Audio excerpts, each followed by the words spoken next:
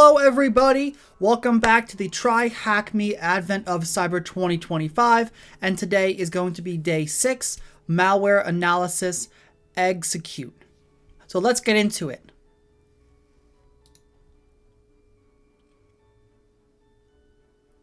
This room tells us that we're going to discover some of the common tools for malware analysis within a sandbox environment. It says it's a medium difficulty lab, and it takes us 25 minutes to complete this. So let's get into the story.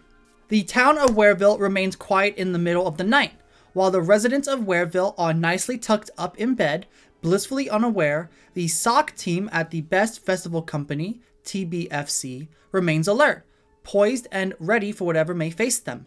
Monitoring their screens, armed with a freshly poured mug of hot cocoa, the elves of SOC watch their dashboards diligently. Suddenly, the elves receive an email in unison from Elf McClaws, head of Elf Affairs, in their inboxes. Alright, it reads, from Elf McClaws, subject a new schedule awaits, and there's an attachment being hophelper.exe. Alright, so it says to all elves going forward, we'll be using a new program for creating and viewing team rotas. This new program will revolutionize how rotas are made here at the Best Festival Company. Please contact IT support if you have any issues running the program. Kind regards, remain the best, Elf McClaws, head of Elf Affairs. It says here, why is Elf McClaws working at 3 a.m. screams a member of the SOC team in the background. They're right, something is amiss. Elf McBlue is immediately suspicious. Their years of experience in the SOC has given them the wisdom not to download out of the blue executable files. Without McSkitty's wisdom, Elf McBlue takes charge, loading up their malware investigation toolkit.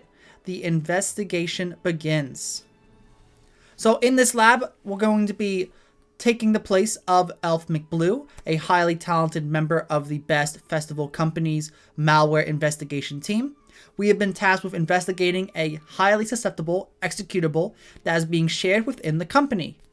In today's room, we're going to be covering the principles of malware analysis, an introduction to sandboxes, static versus dynamic analysis, as well as tools for the trade, PeStudio, ProcMon, and Regshot. Now, moving forward, we're only going to be using a virtual machine, right? There is split view, there is no direct link available, and we can use RDP, VNC, or SSH. So, of course, as you know, we're going to press our Start Machine button here, and it's going to take about 2 minutes to fully boot this machine up. So, let's click on the Start Machine button and wait for it to fully boot up. We can see that our target machine has fully booted with the IP address of 10.64.187.201. All right, so it says alternatively, from using the target machine, we can RDP with the credentials given below to the IP address. So it says Elf McBlue, password TryHackMe @7A, me1 exclamation mark. The IP address we just used, which is 10.64.187.201 and RDP. It says, please note, it is imperative that you do not execute the hop helper executable yet. The room will instruct you when to do so. And we're going to answer this question saying that I have access to my sandbox environment, which we can see over here on the right. We do. So let's check that off. All right. Next, we're going to do the malware analysis using our sandbox environment. It talks about principles of malware analysis first. Malware analysis is just the process of, just examining malicious files to see how they function and operate, as well as to determine a way to defend against it. We can analyze malicious files or applications, how they operate, and therefore learn how to prevent them. For example, could the malicious file communicate with the attacker's server? We could block that server. Could the malicious file leave traces on the machine? We can use these to determine if the malware has ever infected another device. Instead of fearing malware, we can take a proactive response instead of reactive by translating technical findings into practical defense measures and understand how the malware fits into the attacker's techniques.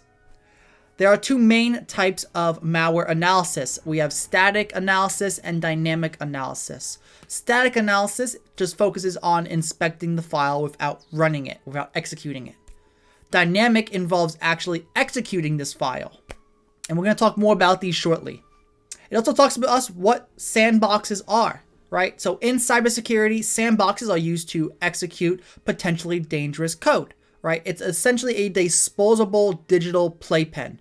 These are safe, isolated environments where potentially malicious applications can perform their actions without risking sensitive data or impacting other systems, right? The production network. Now it says the use of sandbox is part of the golden rule in malware analysis. Never run any dangerous applications on devices that you care about. Anytime you run an application that you are not sure about, you should always run it in an isolated environment. Most of the time, sandboxes present themselves as virtual machines. Virtual machines are popular choice for sandboxing because you can control how the system operates and benefit from features such as snapshotting, which allows you to create and restore the machine to various stages. It does say, to reiterate, it is imperative to understand that potentially malicious code and applications should only be ran in a safe, isolated environment. From now on, this room will be referred to malicious code and applications as samples. With these fundamentals covered, we're going to move on to the practical section of today's room. The following will demonstrate a sample.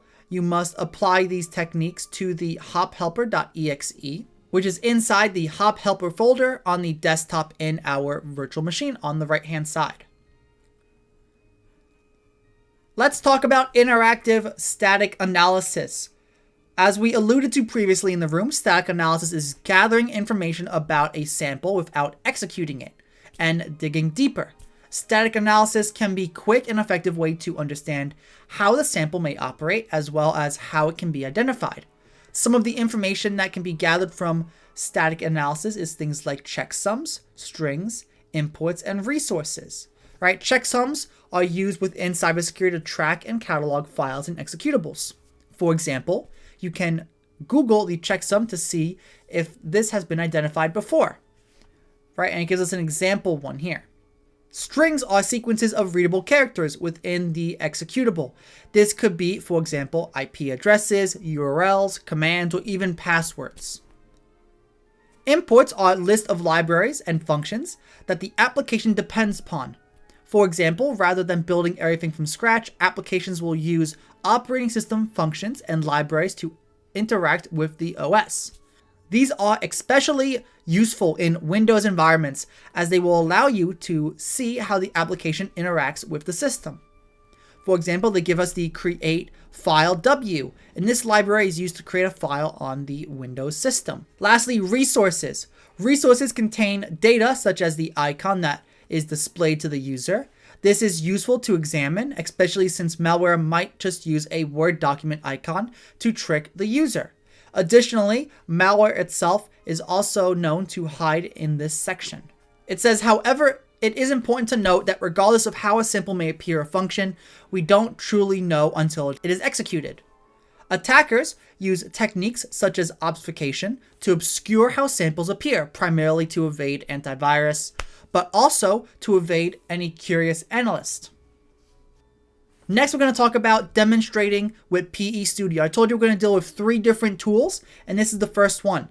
So we're going to be using this tool to examine the downloader.exe executable. It says, please note that the information you will see will be from the demonstration sample. The sample we will be analyzing will be different, but the techniques will still apply. It says, please note, it is imperative that you do not launch the hophelper.exe executable yet. So first, we will be using PeStudio to gather information about the executable. So the executive summary says we're going to launch PeStudio, load the executable into PeStudio, click on the indicators tab from the drop down, and look for the SHA-256 sum.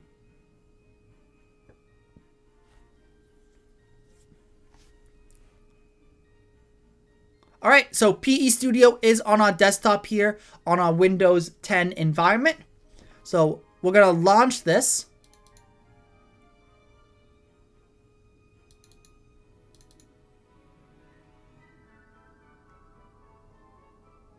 All right, so we can see that we have PeStudio on our system. It says the shortcut has been placed on our desktop for our analyst machine. We can drag and drop the executable into PE window or load it by selecting File, Open File from the toolbar. PeStudio will display some information about the executable. So let's load PeStudio then.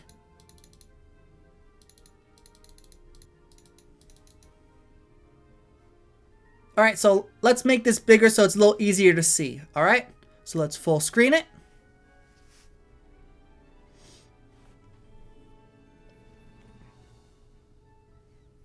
All right, so we're going to open up PeStudio.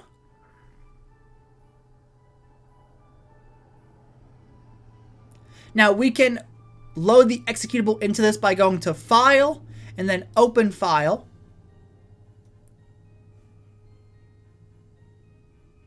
And we're going to find this file, the downloader.exe. It's on our user's desktop. So desktop. So it says to us that we'll be using PeStudio and load executable into it. It says the shortcut has been placed on our desktop, which we can see right here. We can drag and drop the executable into PeStudio window or load it by selecting File, Open File from the toolbar. PE will display some information about the executable. For us, it says at this stage, the file-SHA256 property within the table is of interest. The value is a checksum, which is unique identifier for the executable. We can keep a note of this SHA256 as threat intelligence. Now, proceed to do this on the hop sample provided to you on the analyst machine to answer the first question. As a reminder, don't be running the hop helper on your desktop, right? The folder is here, that's where it's located. So let's open up this, which I extended it for you guys. So we're gonna go to PeStudio, File, Open File, and we're gonna locate on our desktop the hop helper and the hop helper.exe, which should be this one. All right, so it says for us, if we go to File and look at SHA, we can see the value for it, and we can copy this if we want. This is gonna be the first answer to our question. So it says, what is the SHA256 sum of hopper helper.executable? Well, it's this, right? So we're going to copy line, and we're going to go back to our questions and scroll all the way down to the bottom. All right, so we're going to not copy line here. We're going to copy the value, and we're going to paste that into this field here for the first question. And we're going to check it to see if it's correct, which it is correct. Now we're going to continue on. All right, since we're not quite done yet with the static analysis, it says within the string of hop helper.exe, a flag with the format THM exists. What is the flag value? Note this can be found towards the bottom of the string's output. So if we go to the string section under PeStudio and we go nearly all the way towards the bottom, right, there's a lot of information here, but if we go all the way towards the bottom, we should see a flag right here. So THM strings underscore found is our flag. So let's copy that value and put that into our second question on the static analysis. But now we're going to talk about the dynamic analysis. So dynamic analysis, this portion of the room provides a brief introduction to what is dynamic analysis. If you remember from before, dynamic analysis involves executing malicious sample to identify its behaviors and how it interacts with the operating system. And we can use a program called Regshot, and this is a widely used utility, especially when analyzing malware on a Windows environment like Windows 10 here. It works by creating two snapshots, one of the registry before the malware is ran and one afterwards. The results are then compared to identify any changes. Malware aimed to establish persistence, meaning it seeks to run as soon as the device is switched on, A common technique for malware is to add a run key into the registry, which is frequently used to specify which applications are automatically executed when the device powers on. It does say here, before executing the malicious sample hophelper.exe, let's create a snapshot of our registry as it currently is, and we can compare the different ones once the sample has been executed. So it says, let's load up Regshot and create a capture of the registry as it currently exists. The shortcut for this has also been placed on our desktop of the analyst machine, which we can see at the top right here is Regshot. It says, first, we're going to change the output directory of the capture to the user's desktop using the box with 3 dots in it, the output path section. Then, once set, let's create our first snapshot. We can do this by pressing the first shot and then shoot on the drop down. Please note that this may take a few minutes to complete. So let's do that now. So we're going to close out the PeStudio. We're going to load Regshot and say, yes, we want to allow this program to make changes to our system.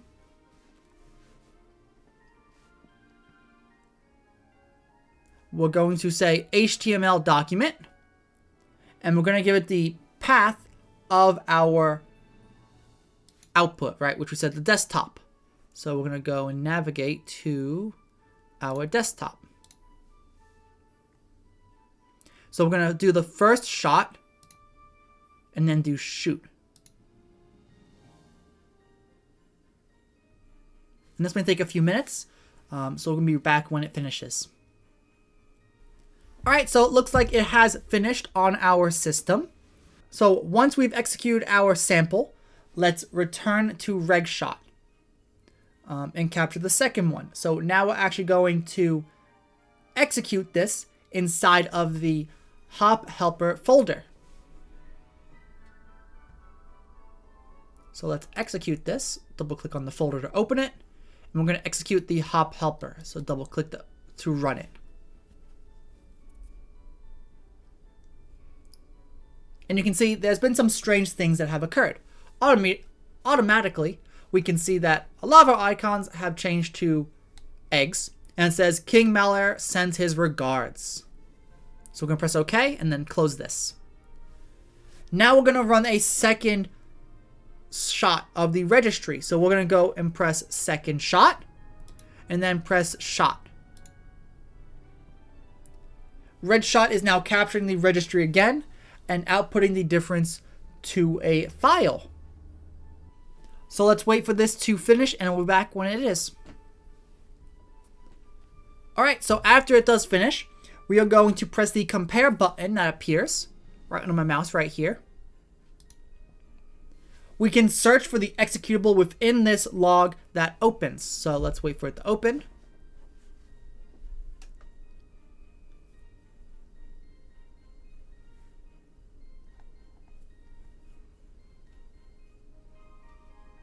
So you can see that the log saves right here to our desktop as an HTML file. And next one says, what registry value has the hophelper.exe modified for persistence? This, we're going to go back in here.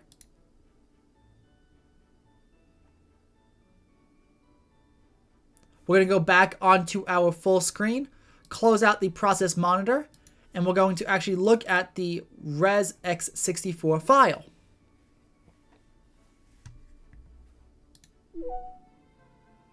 Now we're going to investigate this registry comparison file from Regshot, and we can search for the hop helper executable. The executable has installed a registry value within the run registry key. So we could probably just do Control F, hop helper. All right. And we're looking for the persistent path of it. So let's look at the question here. 3 characters, backslash, and a lot of other characters. So let's see if we can find which one it is. All right, so the persistent storage of this file that we have, the hophelper.exe, can be found inside of the desktop of our user right here. So this is what we're looking for. This whole file path, the HKU all the way to hop helper. So let's copy that and let's paste it into this question here. Right, and that was correct.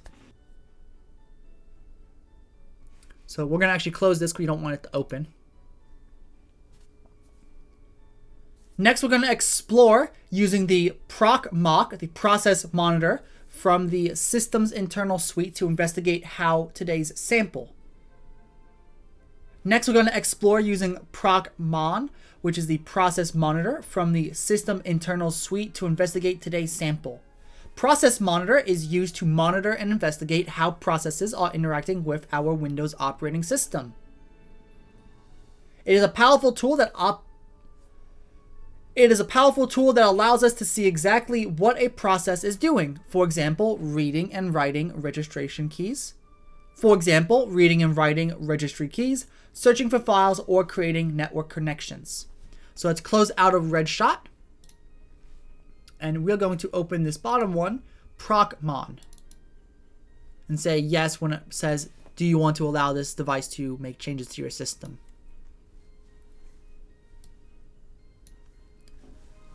All right, so once we have Process Monitor open by using the shortcut on the desktop, it will automatically start capturing events of various processes on the system.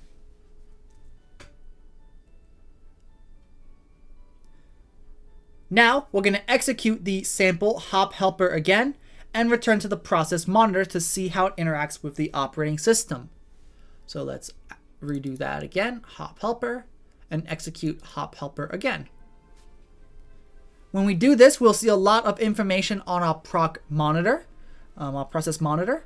Do not be worried. We will continue on how to filter through process monitor.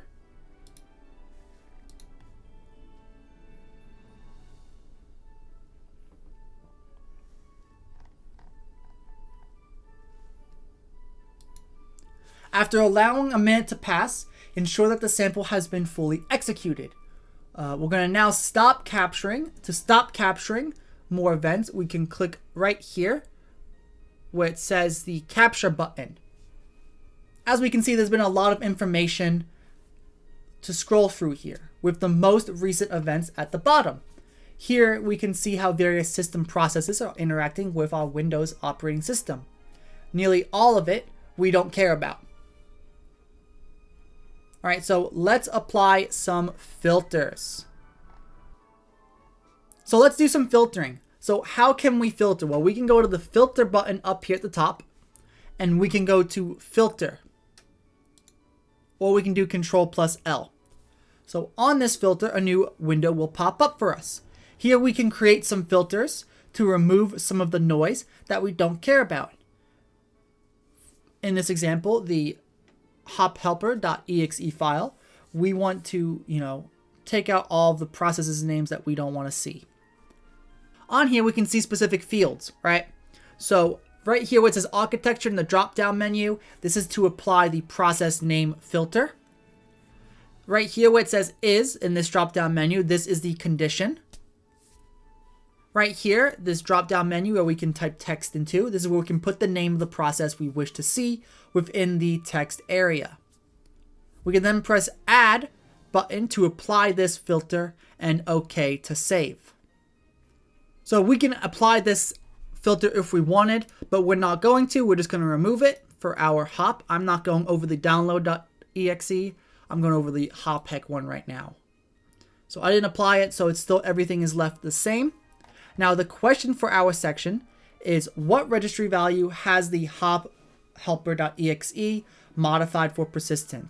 And it does say note down here, provide the full path of the key that has been modified.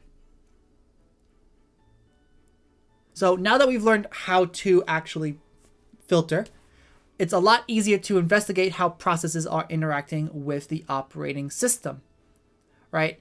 And some of the operations that may be of interest for us is reg open key, create file, TCP connect, TCP receive.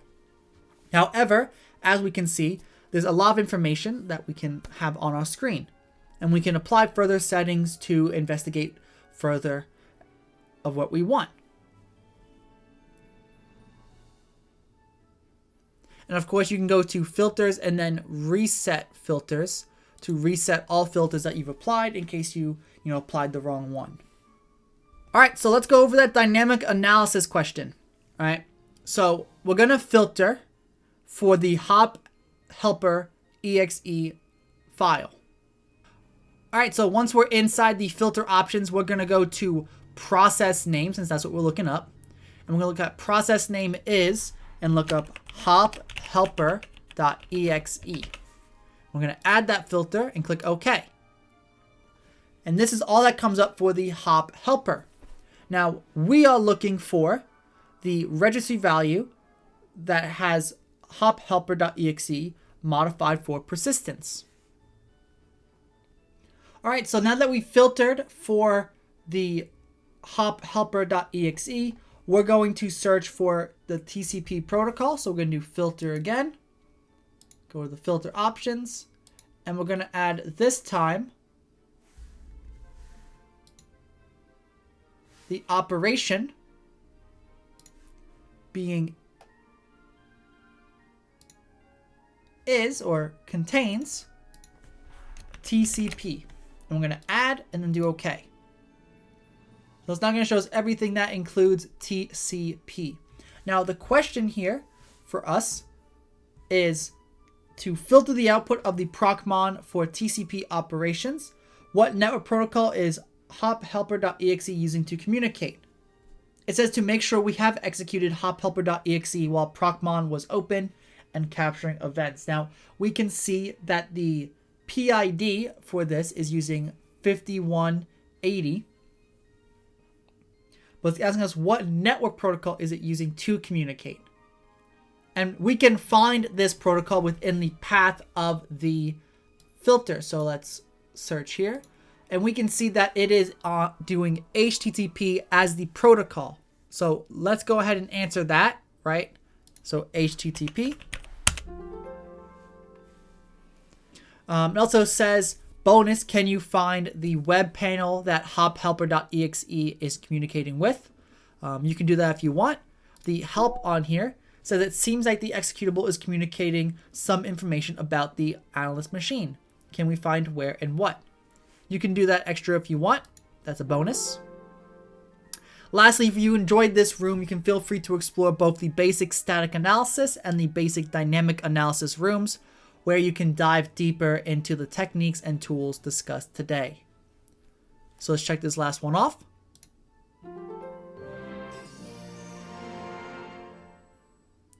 All right, so we have completed the malware analysis executable room. All right, this was a medium difficulty room. I hope you guys enjoyed this video. We'll be back tomorrow with the next room for the TryHackMe Advent of Cyber. All right, I'll see you guys later. Don't forget to like, subscribe, and hit that notification bell so you never miss an update. Thank you for watching, and I will see you in the next video.